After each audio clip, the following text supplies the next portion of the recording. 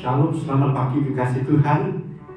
Sungguh sangat bersukacita apabila pagi hari ini kita bertemu dengan Tuhan secara pribadi.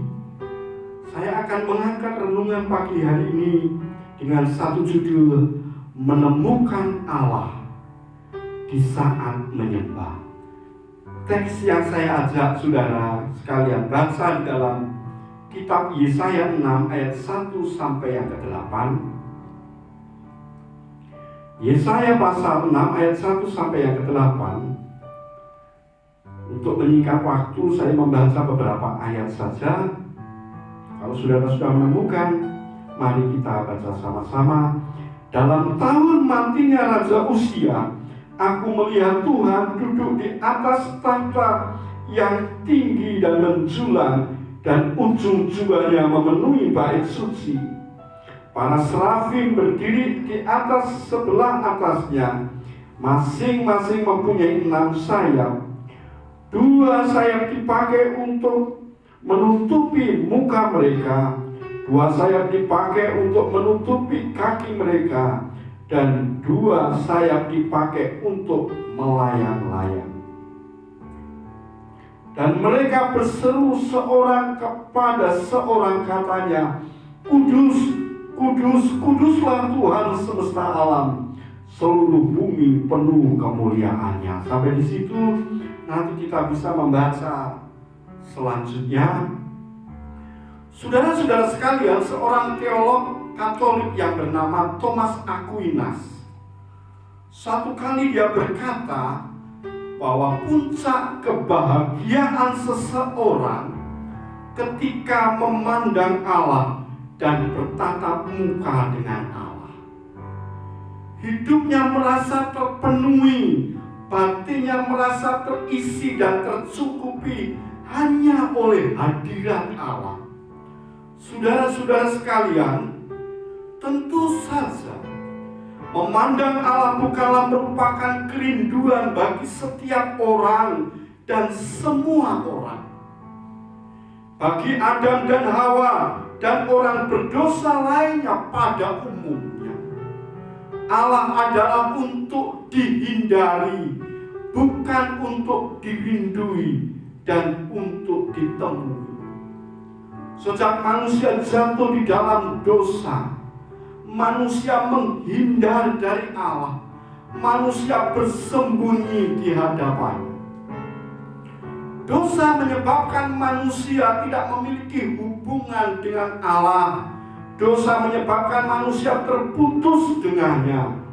Saudara-saudara sekalian, pada waktu Yesus datang di atas muka bumi, Yesus memulihkan hubungan yang harmonis antara Allah dan manusia.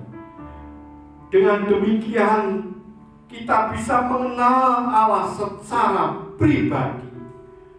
Saudara-saudara sekalian, saat kita menyembah, kita akan mengalami perjumpaan secara pribadi dengan Allah. Ada istilah yang disebut dengan encounter. Saudara dan saya akan bertemu dengan Dia. Saudara akan mengalami perjumpaan pribadi dengan Dia. Saudara akan merasa diisi. Saudara merasa akan dipenuhi. Saudara akan merasa puas ketika memandang wajah dan kebenarannya. Bapak Ibu yang dikasihi oleh Tuhan, pagi hari ini saya mengangkat satu pengalaman seorang nabi yang bernama Yesaya. Peristiwa perjumpaan pribadi Yesaya dengan Allah dilatar belakangi pada waktu matinya Raja Uzia. Yesaya mendapat panggilan ketika bersama dengan rombongan para imam untuk melakukan upacara persembahan kurban di bait suci. Yesaya mendapat penglihatan. Yesaya melihat kemuliaan Allah. Yesaya melihat kesucian Allah. Dan pengalaman inilah yang membawa Yesaya mengenal sifat Allah secara pribadi. Yesaya masuk lebih dalam dan berjumpa dengan Allah secara pribadi. Itulah yang mengubah perspektifnya, itulah yang mengubah hidupnya, dan itulah yang akan mengubah ke depan panggilannya. Saudara-saudara sekalian, satu pertanyaan yang pagi hari ini tidak saya bagikan buat saudara. Apakah yang terjadi saat kita menyembah Dia? Sebuah penyembahan akan membawa kita kepada suatu pengalaman di mana kita mengenal Allah secara pribadi. Kalau Bapak Ibu membaca di dalam Yesaya 6 ayat 1 hingga yang keempat, sekali lagi Yesaya melihat penglihatan secara visional. Keberadaan Allah itu adalah roh. Dengan demikian, Yesaya tidak melihat Allah secara fisik, secara bendawi, melainkan Yesaya dengan penglihatannya secara supranatural. Dia melihat Allah yang bertahta, dan Yesaya melihat kemuliaan Allah itu menutupi seluruh bumi.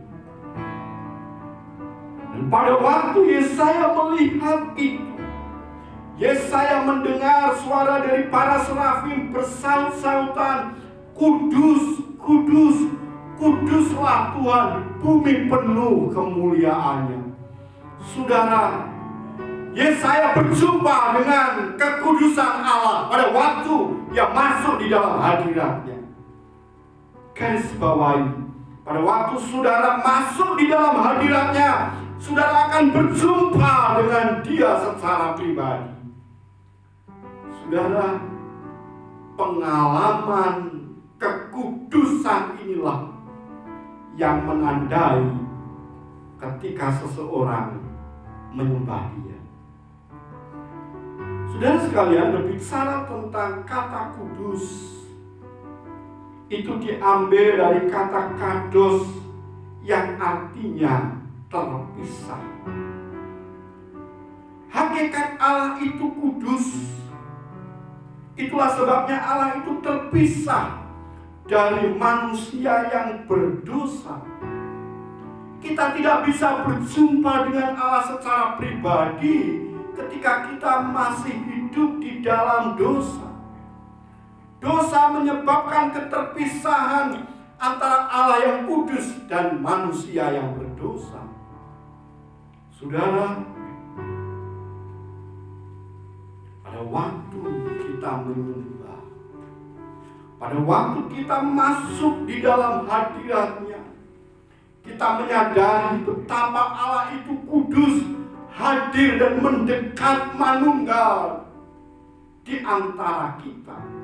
Tuhan rela, Tuhan berkenan menjumpai kita saat dan saya dan saudara menyembah dan menyembah. Saudara, pertanyaan yang sederhana, kapan terakhir kali saudara memiliki kerinduan? Saudara memiliki hati yang begitu dalam, saudara memiliki semangat yang membara untuk mencari hadirat-Nya lebih dari segala-galanya. Pagi hari ini Tuhan rindu saudara temui. Dia ada di tengah-tengah kita. Seperti seorang bapa yang merentangkan tangannya untuk merangkul anaknya, mendekap anaknya, dan memberi isi hatinya, mengungkapkan kerinduannya kepada kita. Memandang hadirat Allah saat kita menyembah. Itu terjadi saat kita merindukan Dia. Nah, saudara-saudara sekalian, diceritakan ada seorang kaisar dari Trojan. Kaisar ini seringkali mencemooh orang Israel. Dan suatu kali ia datang kepada Rabi Yosua. Dia berkata, "Hei Rabi, aku dengar setiap kali kamu mengatakan Tuhan, Tuhan, Allah ada di tengah-tengahmu. Sekarang tolong tunjukkan Allahmu itu. Aku ingin melihat Allahmu." Sang Rabi Yosua itu berkata kepada kaisar, "Baiklah, sang kaisar, aku ingin menunjukkan Tuhan itu.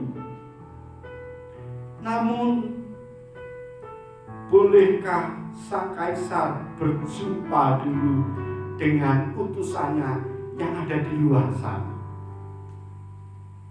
Kaisar itu mengatakan, "Ya, kalau begitu aku ingin ketemu. Mana utusannya?" Pada waktu itu matahari sedang panas terik, saudara sekalian. Dan sang Rabi Yosua itu menyuruh sang kaisar untuk melihat matahari. Kaisar itu menjawab, "Aku tidak mungkin melihatnya." Rabi Yosua itu menjawabnya, "Kepada utusannya saja sang kaisar tidak mampu melihatnya. Bagaimana dengan sang penciptanya?" Saudara, saat kita masuk di dalam hadiratnya, kita akan mengalami pengalaman melihat Allah secara pribadi. Allah yang Rahman, Allah yang kudus, Allah yang hadir di tengah-tengah umatnya, yang tinggal di tengah-tengah umatnya dalam wujud manusia Yesus Kristus. Allah yang mendekat, Allah yang menjumpai kita. Dekat dan mengenal Allah secara pribadi seharusnya menjadi kerinduan setiap orang percaya. Mari kita lebih dekat mengenal Dia. Saudara, seorang yang bernama Madame Guyon satu kali mengatakan demikian, "Semakin kita menempatkan Tuhan dengan layak ke dalam kehidupan kita, semakin banyak kemajuan yang kita buat di jalan kesalehan dan kekudusan Kristen. Saat kita melalui titik bertemu dengan Allah dan mengenal Dia secara pribadi, kita akan mengalami tahap selanjutnya, yaitu suatu pemahaman mengenal jati diri secara utuh. Ada sebuah pemandangan yang kontradiktif yang dilihat Yesaya. Ketika Yesaya melihat kemuliaan Allah yang memenuhi seluruh bumi dan mendengar para serafim bernyanyi, "Kudus, kudus, kuduslah Allah semesta alam." Yesaya melihat kemuliaan Allah dengan visionalnya. Dan ketika Yesaya melihat kemuliaan Allah, ia berada di dalam satu titik kesadaran bahwa dia melihat dirinya yang berdosa. Kalau saudara melihat ayat 5 hingga yang ke-7, perhatikanlah baik-baik. Di situ dikatakan, "Lalu kataku, celakalah aku binasa, sebab aku ini seorang yang najis bibir, dan aku tinggal di tengah-tengah bangsa yang najis bibir. Namun mataku telah melihat Sang Raja, yakni Tuhan semesta alam.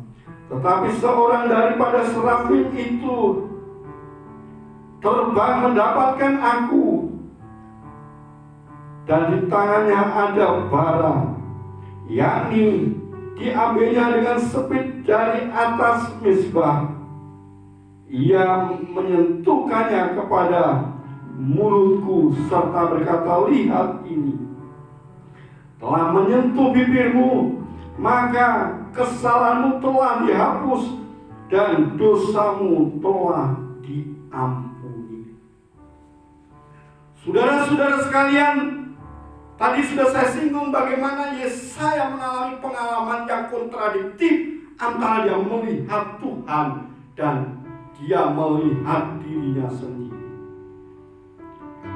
Yesaya dibawa kepada satu keadaan di mana dia berada di satu titik kesadaran bahwa dia adalah orang yang berdosa, orang yang najis bibir dan tidak layak. Seharusnya kesadaran seperti ini dimiliki oleh setiap orang dan semua orang yang masuk di dalam hadirat Allah. Satu kesadaran berdosa saat mengalami pengalaman dengan Tuhan secara pribadi. Yang menyadari saudara sebagai seorang nabi.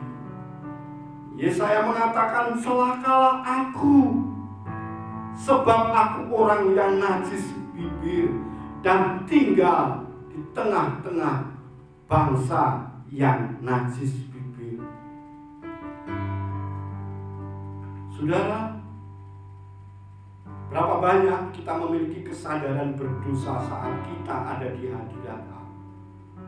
Saat kita berjumpa secara pribadi, saat kita dekat dan lebih dalam, saat dimana kita berlutut, saat kita bersujud, saat kita bersimpuh, dan tanpa kita sadari air mata kita menetes. Kita menyadari betapa kita najis, tidak layak, dan gagal di hadapannya. Barangkali saudara tidak mempunyai pengalaman yang seperti Yesaya. Dan kita menyadari kita orang yang suci, orang yang kudus. Acap kali saudara sekalian, kita melakukan dosa yang tidak pernah kita sadari, yaitu dengan mulut bibir kita. Entah itu kita sengaja menjadi gaya perilaku kita, ataupun tidak kita sengaja, kita menjatuhkan penghakiman atas perjalanan iman dan rohani orang lain. Kata-kata kita menghakimi, kata-kata kita menjatuhkan semangat, kata-kata kita kasar, kata-kata kita sembrono. Dan pada waktu kita berhadapan dengan Tuhan, dengan serta-merta kita angkat tangan dan lompat-lompat tanpa ada ditandai dengan penyesalan dengan apa yang kita lakukan. Saat saya di dalam hadirat, tiba-tiba air mata saya menetes. Saya lebih banyak mencucurkan air mata saya, menyadari betapa hari-hari yang saya jalani. Kadang-kadang saya sengaja atau tidak sengaja, perkataan saya begitu sembrono dan menjatuhkan penghakiman terhadap pertumbuhan dan proses perjalanan iman orang lain. Kita menghakimi hamba-hamba Tuhan yang lain, kita menghakimi jemaat, kita menghakimi gereja lain yang tidak sepaham dan tidak sealiran dengan kita. Kita menghakimi gaya penyembahan dan ibadah gereja lain, dan kita berpikir seolah-olah kita jauh lebih baik dan lebih benar. Kesadaran akan berdosa yang dilakukan oleh bibir kita yang meluap melalui perkataan kita, itu membuat kita najis di hadapan Tuhan. Saudara sekalian, Yesaya sadar akan hal itu. Saudara, di dalam Alkitab ada dua contoh di Di dalam Daniel 10 ayat yang ke-8, bagaimana Daniel berjumpa dengan hadirat Allah. Dia jatuh tertelungkup. Dan di dalam Lukas 5 ayat yang ke-8, setelah Petrus berhasil menangkap ikan yang begitu banyak, dan Yesus menghampiri Petrus mengatakan, Tuhan, pergilah daripadaku, sebab aku ini orang yang berdosa. Satu kesadaran akan ketidaklayak seharusnya itu kita miliki dan kita kembangkan saat kita menyembah. Satu kabar baik, kita tidak akan menghakimi diri kita sebagai orang yang berdosa, yang bersalah, orang yang gagal dan tidak layak. Tetapi kita mengalami anugerah Allah berupa pengudusan ilahi. Yesaya bukan mengatakan celakalah sebab aku orang yang najis bibir dan tinggal di tengah bangsa yang najis bibir.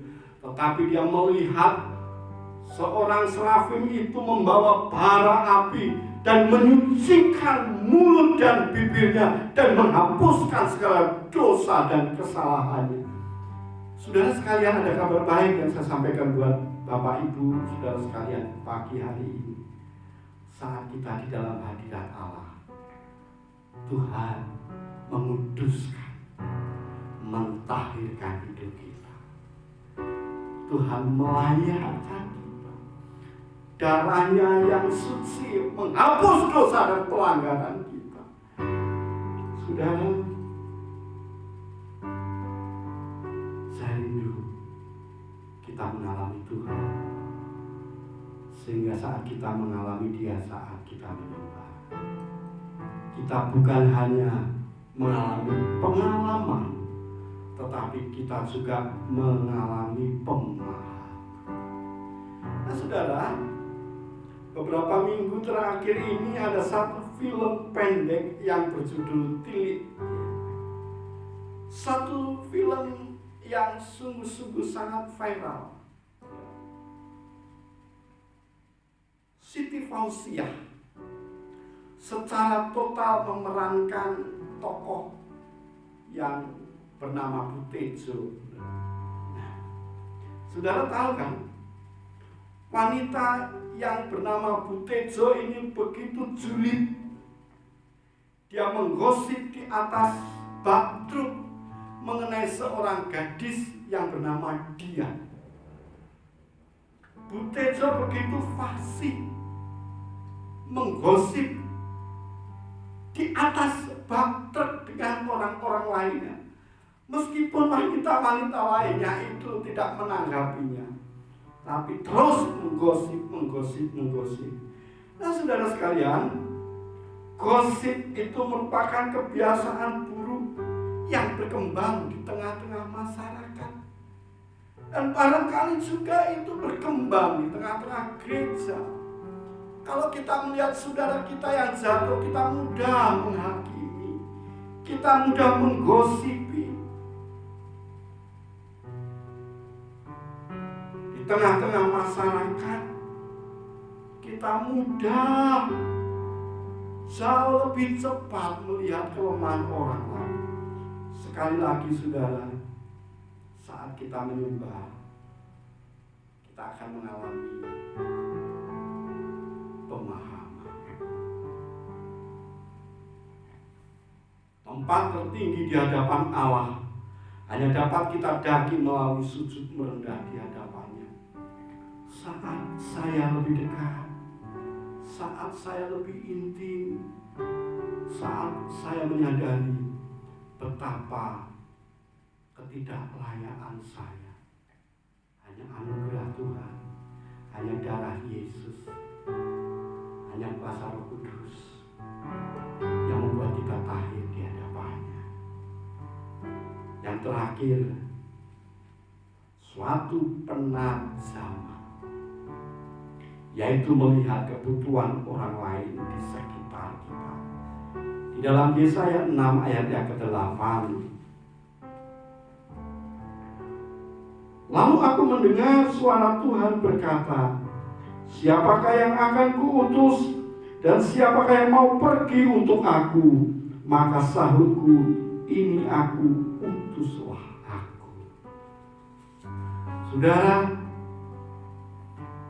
Yesaya bukan hanya mengalami apa yang disebut dengan pemahaman akan dirinya secara total, tetapi dia melihat penajaman akan kebutuhan orang lain di sekitar.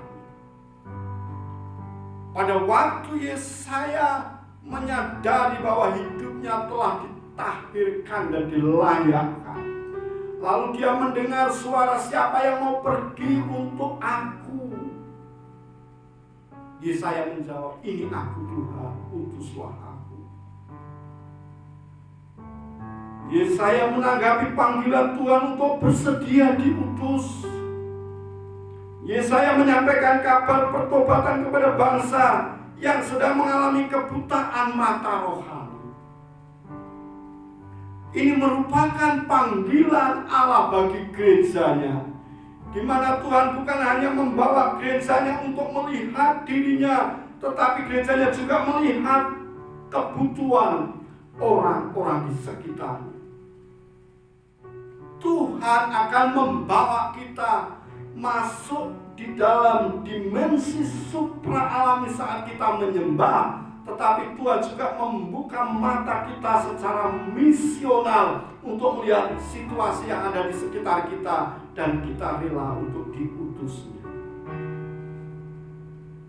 Saat saudara dan saya menyembah, Tuhan akan membukakan hati saudara, Tuhan akan membangkitkan kerinduan saudara, Tuhan akan memberikan visi baru buat saudara.